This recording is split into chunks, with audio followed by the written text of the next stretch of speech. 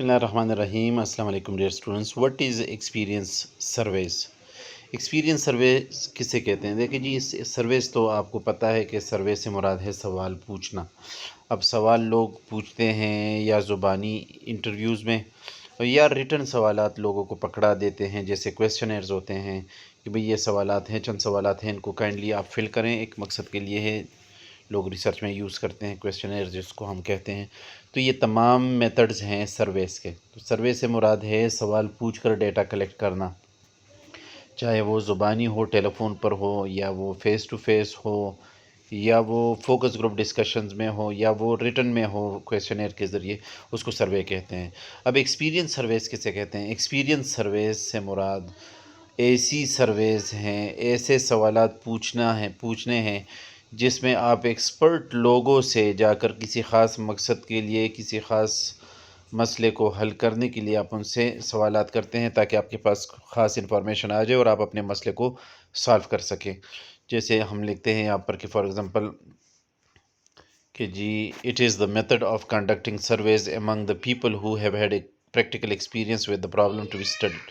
اب جس مسئلے کے لیے آپ سروے کر رہے ہیں، ریسرچ کر رہے ہیں، آپ معلومات جمع کر رہے ہیں، اس مسئلے سے ریلیٹڈ سلوشن جن لوگوں کے پاس ہوں گے، آپ ان لوگوں کے پاس جائیں گے اور انہی لوگوں سے آپ اس مسئلے کے بارے میں پوچھیں گے، سوال کریں گے۔ جیسے مثال پاکستان کی اکنامکس کنڈیشن جو ہے وہ آج کل بہت ویک جا رہی ہے، تو اب جتنے بھی اکانومسٹ ہیں، بڑے بڑے بزنس مین ہیں، اب ان کے پاس جا کر ان کے ساتھ بیٹھیں گے، ان سے پوچھیں گے بھئی کہ پاکستان کی اکانومی ہم کس طرح بوسٹ کر سکتے ہیں، اس کو کس طرح ڈیولپ کر سکتے ہیں۔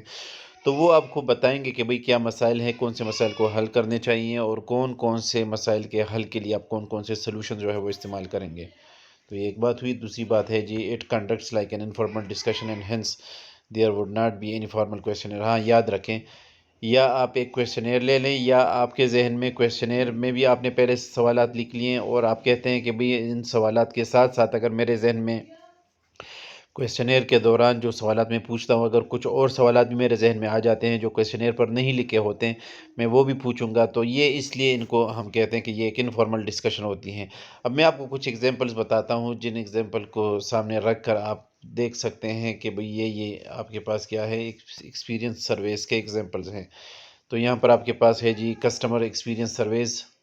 تو جو کسٹمر سے آپ مثال کے طور پر آئی فون والے اگر آپ اپنے کسٹمر سے ڈیٹا کلیکٹ کرتے ہیں، تو ہر کوئی آئی فون جو ہے وہ استعمال نہیں کرتا، آئی فون کے جو یوزرز ہیں انہی سے ڈیٹا کلیکٹ کریں گے۔ تو یہ کسٹمر ایکسپیرینس سروے کی ایک ایگزامپل۔